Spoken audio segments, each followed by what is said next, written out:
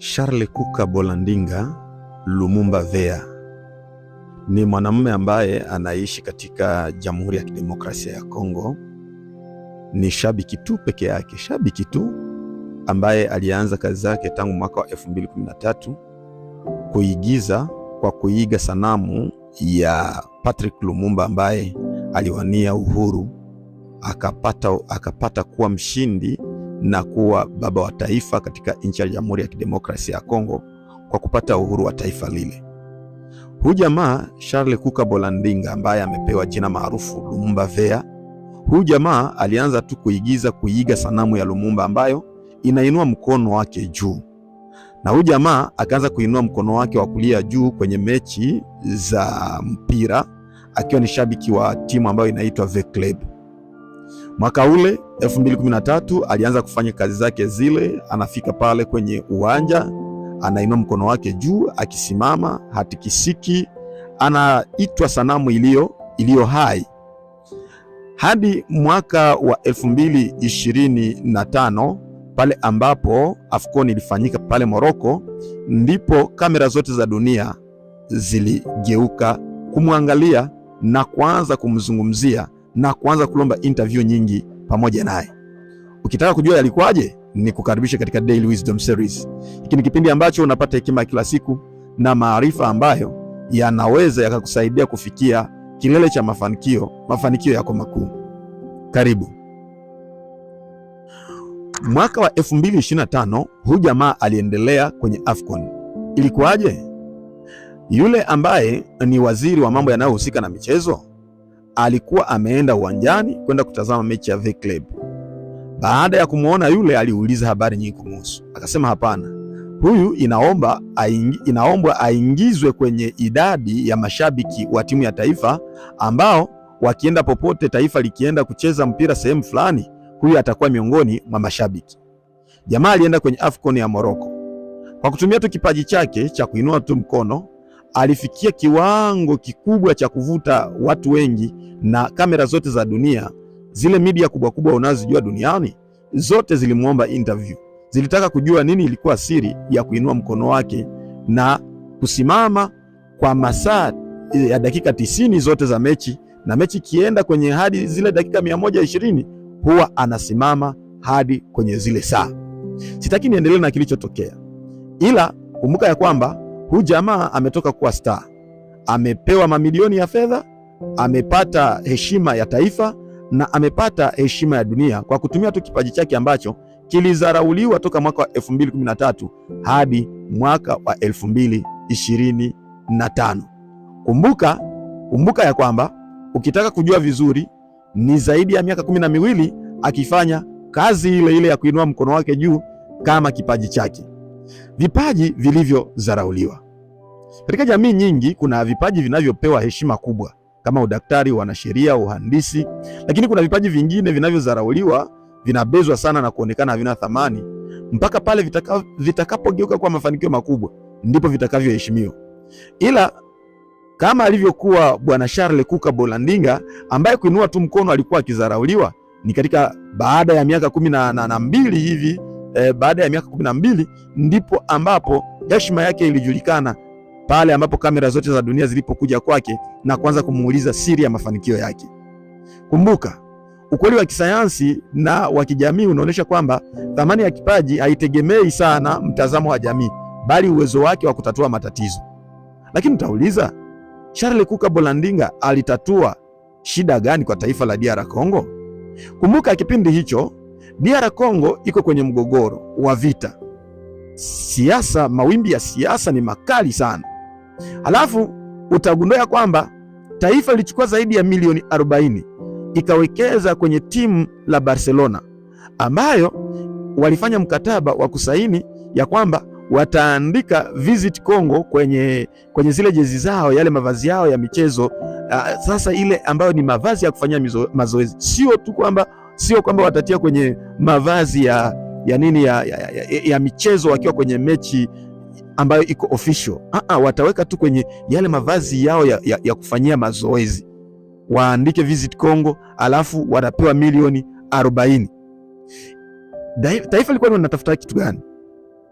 Taifa lilikuwa linatafuta muonekano, yaani watu wajue kwamba Kongo ipo, kwa sababu kwenye uwanja wa kidiplomasia DR Congo ni kama vile ilikuwa imepotea, na ni kama vile watu wanasahau mgogoro ulioko DR Congo. Mataifa makubwa makubwa yanayochukua uamuzi ni kama vile yanaonesha kuisahau Kongo na kuona ya kwamba Kongo haistahili kupewa fadhila. Sasa huyu jamaa alichofanya ni nini? Watu waliiona Kongo kupitia yeye kwenye AFCON ambayo inatazamwa na ulimwengu mzima.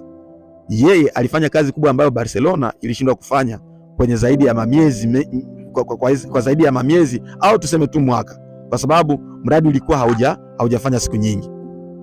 Sasa unapotatua matatizo ndipo kipaji chako kinaweza kikaonekana zaidi na zaidi. Sasa kumbuka, tunasema kuhusu vipaji vilivyodharauliwa. Kuna vipaji vya ubunifu, creative talents. Kwa muda mrefu vipaji kama vile uchoraji, mziki, uandishi, ucheshi vinaonekana kama vile ni mambo ya burudani tu. Lakini leo sekta ya creative economy inachangia mabilioni ya dola duniani. Kwa mujibu wa ripoti ya UNESCO, uchumi wa ubunifu, creative industries, unachangia zaidi ya dola trilioni 2 duniani na kuajiri zaidi ya watu milioni 50. Hii inaonyesha kwamba kile kilichodharauliwa jana leo ndicho kinaunda ajira na utajiri.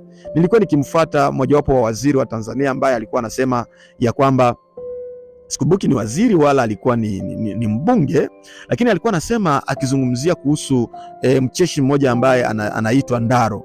Akasema huyu Ndaro anaingiza mamilioni ya pesa kila mwaka na anaajiri vijana wengine. Halafu sio yeye peke yake, wako wacheshi wengine ambao wanaingiza mabilioni ya pesa. Sanaa ambayo ilizarauliwa miaka ya 90 katika Afrika, lakini leo inaingiza mabilioni ya pesa. Kumbuka, kipimo cha kipaji chako hakitapimwa na macho ya watu au kukubaliwa na watu katika wakati unapoanza. Kuna vipaji vya kijamii kama vile ambavyo vinavyoitwa social intelligence. Mtu mwenye uwezo wa kuunganisha watu, kusuluhisha migogoro, kuwasiliana na watu vizuri. Mara nyingi huyu anadharauliwa kwa sababu hana taaluma ngumu. Watu wanadhani ya kwamba kazi yake si ngumu, hastahili kupewa kile ambacho anastahili. Lakini kulingana na utafiti wa Daniel Goleman katika kitabu chake cha Emotional Intelligence, zaidi ya 80% ya mafanikio ya kazi inategemea uwezo wa kihisia na kijamii kuliko IQ ya peke yake. Yaani watu wanaweza wakazani ya kwamba ukiwa tuna akili kwenye ajira yako au kwenye kazi yako basi mambo yataenda, lakini pia ukumbuke Daniel Goleman amefanya utafiti wake kwenye kitabu chake cha Emotional Intelligence na ameonyesha 80% ya mafanikio ya kazi inategemea uwezo wa kihisia na kijamii. Kipaji cha kijamii kina nguvu kuliko wengi wanavyozani, na hivyo vinadharauliwa. Kuna vipaji vya kivitendo, practical intelligence. Watu wenye uwezo wa kuuza vitu, wana uwezo wa kupanga biashara, wana uwezo wa kushawishi, wana uwezo wa kutengeneza mitandao ya mahusiano. Mara nyingi hawapewi sifa kama wasomi wanavyofanya. Ila ukumbuke kuna nadharia inayoitwa frames of mind ambayo ilianzishwa na Howard Gardner na alionyesha kuwa akili si moja, kuna aina nyingi za akili. Alizungumzia aina 9 za akili, ila ndani yake mlikuwa aina ya akili ambayo iliitwa interpersonal intelligence, bodily kinesthetic intelligence, entrepreneurial tendencies. Na hivyo unaweza ukagundua kwamba sio kila kipaji kinaonekana darasani. Kwa nini vipaji hivi vinadharauliwa? Mfumo wa elimu hupima aina moja tu ya akili, academic intelligence, na hiyo ni sababu kubwa ambayo inayofanya kwamba vipaji vingine vidharauliwe. Unajua kuna mtoto darasani ambaye kile anachoweza sana ni kukimbia peke yake, ila kumbuka kuna wanariadha wanaojenga mamilioni kwa kukimbia peke yake. Yeye halazimishi kuchukua ile mifumo ya shule, halazimishi kushika vyote vile ambavyo unavyomuonesha formula mbalimbali. Yeye anachoweza ni kukimbia. Mkiwa kwenye ule muda wa mapumziko, ni muda ambao watoto wanacheza, utamuona yeye anakimbia kuliko wengine wote. Kuna mwingine ambao utamkuta anagombana sana, kazi yake ni kama bondia fulani hivi, anapiga ngumi wenzake. Yani hao wote vipaji vile vyote vinahitajika. Sababu nyingine ni kwamba jamii huweka hadhi kwa taaluma chache tu. Kuna baadhi ya taaluma ambazo zinathaminiwa kuliko nyingine, wanachukua hii wanaipatia thamani kuliko nyingine. Wazazi wengi hawajui aina tofauti za vipaji, nao ni sababu ya tatu. Endapo wazazi wangejua aina za vipaji, basi wazazi wangejua namna ya kulea vipaji vya wanao. kwa sababu wameshajua aina tofauti za nini, za vipaji. Na hii ni vita yangu kwamba lazima nihakikishe ninafundisha mpaka siku yangu ya kufa namna ya kugundua vipaji na kuvifanya kwa ajira. Sababu ya nne inayofanya kwamba vipaji vizarauliwe, baadhi ya vipaji vizarauliwe, ni kipaji kisichozalisha pesa haraka. Kuna kipaji ambacho hakizalishi pesa haraka kinazarauliwa. Fikiria bwana Charles Kuka Bolandinga Lumumba Vea ambaye toka mwaka wa 2013 alianza kuinua mkono wake juu. Tena ukimwangalia unasema huyu jamaa tu anaigiza tu, mbona anafanana tu kama sanamu fulani hivi. Sasa hii nayo inaweza kuletaje pesa? Lakini kumbuka kwenye AFCON ya Morocco ya 2025 aliingiza mamilioni ya pesa. Haikuwa mchezo. Sasa sababu ile inafanya kwamba watu wadharau baadhi ya vipaji. Sasa kuna ukweli mkubwa ambao unastahili kuuchukua.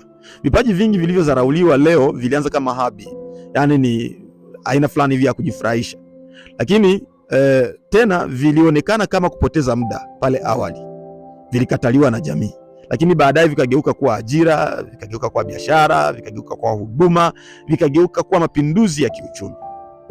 Sikiliza, leo nikwambie, usipime kipaji chako kwa macho ya jamii. Kipaji chochote kinachoweza kutatua tatizo kina thamani. Mara nyingi kipaji chako kinachodharauliwa ndicho mlango wa mafanikio yako. Ngangana, pambana, usiache. Na ninafurahi kwamba wewe umefuata somo hili mpaka hapa. Hii ina maana ya kwamba tutaonana kwenye kilele cha mlima wa mafanikio. Tutaonana hapo. Usisahau kucomment, usisahau kusubscribe, kulike na kushare ili wa kwanza kupata masomo yetu. See you. Lakini jifunze.